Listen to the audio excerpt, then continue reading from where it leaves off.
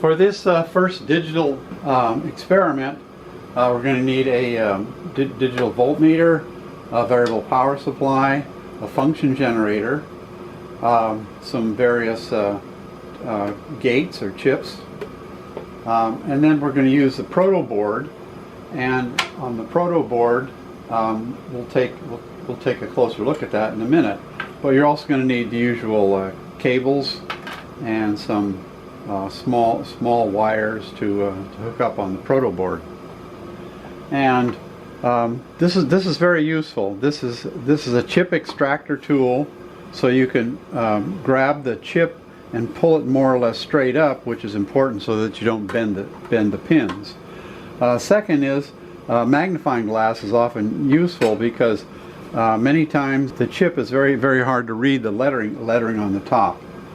Here's a switch here, and then we'll use an LED. We're going to use this LED to see when we have 5 volts on the output, and we have in series with that a 470 ohm current limiting resistor, because otherwise if you put the 5 volts directly onto the LED, you'll just burn it out.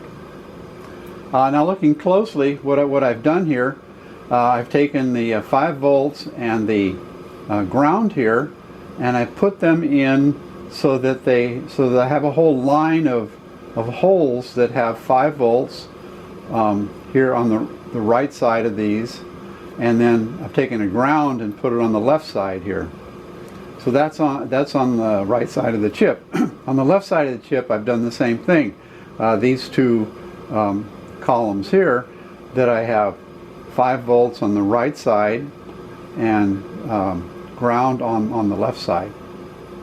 So that way I can just take little jumpers and put 5 volts to power the chip.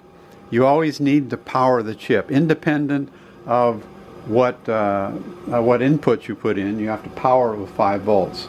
And then this is a ground over on this side. And then you can use jumper wires like this to put 5 volts or ground on the input pins, and then measure the output on the LED here.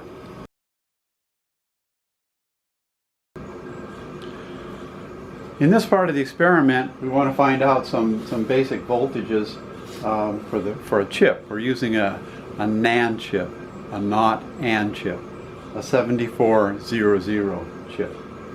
So I powered it by 5 volts here and ground here on these 2 pins, and I've hooked up the voltmeter to the output of the first gate here.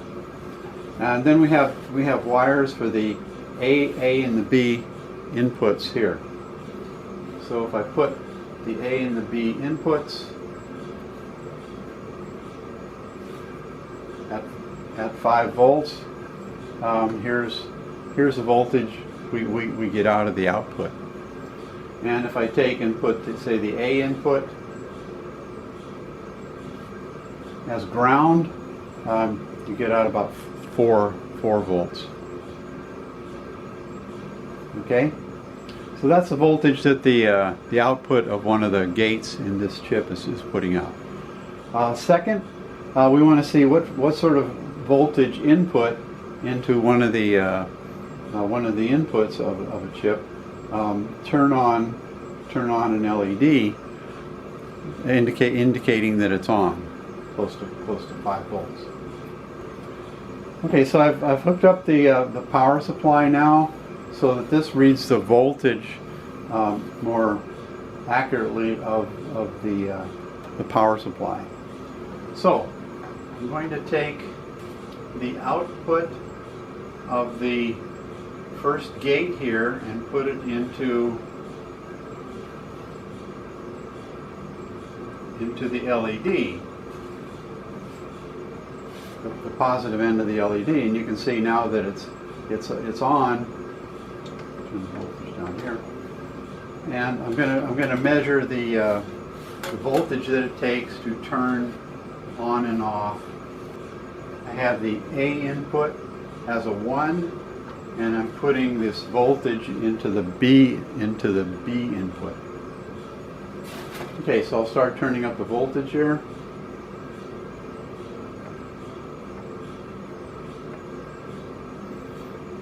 you can see the LED is just about turning off right at that voltage. So this is voltage where it turns off. And I can turn this all the way on. It's going up to close to 5 volts.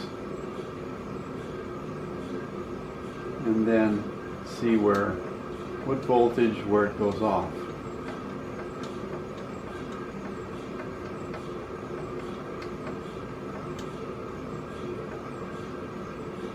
Sorry, where it goes on. So there it starts going on at that voltage. So here we have an unknown chip in here. We're going to measure the truth table for it so that we can reverse engineer it to find out what type of gate it is. Okay, and I have a switch block over here using the top two switches. When the switch is on the left, it's a 0. When the switch is on the right, it's a 1. Almost all of these chips you'll find the A and the B inputs, the two inputs are symmetric, so it doesn't matter which one is A and which one is B. Okay, so that we're using the red LED to tell us when we have an output of 1. Okay, don't forget to turn it on. Okay, so both A and B are 0. We'll have A is 1, B is 0. A is 0, B is 1. And when A and B are both 1, that's what you get. So here's another unknown chip. Let's turn it on. So if A and B are both 0, that's what you get. If A is 1, B is 0, that's what you get. If A is 0, B is 1, that's what you get. And finally, if A and B are both 1, that's what you get for the output. Here's an unknown chip. If they're both 0, if A and B are 0, you can see what it is. If A is 1 and B is 0, that's what it is. If A is 0 and B is 1, that's what it is. And if both are 1, that's what it is. Here's an unknown chip. Let's turn it on. A and B are both 0. A is 1, B is 0. A is 0, B is 1. And A and B are both 1. Here's an example of using NAND gates to produce another type of gate. Here's a single chip, a 7400, that has 4 NAND gates in it. And I've configured it to make a different kind of a gate. Here are the two switches for inputs here. 0 on the left and 1 on the right. And for the output, we'll use this red LED and the current limiting resistor. So let's turn it on.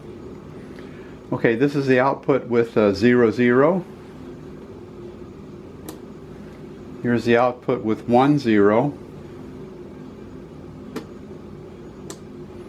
Here's the output with 0, 1 on the inputs. And here is the output with both 1s on the inputs. This is the third part of the first digital experiment. It's the 4-bit decoder. So what I have here are a number of chips that are all wired up that we found out which ones to use, what circuit to use. Here's a switch block that has 4 switches in it, and for the switches I've also added these LEDs, red LEDs on the side, so you could at least see which of the switches were turned over. So that's off and that's on. So that's a 1, that's a 0. And when we hit certain numbers, the green LED will light. Okay, so this is the least significant bit, the 1s, the 2s, the 4s, and this is 8. Okay, so I'm just going to run through the sequence of numbers. I'm not going to do any more talking. You can just see what happens and get the results from there.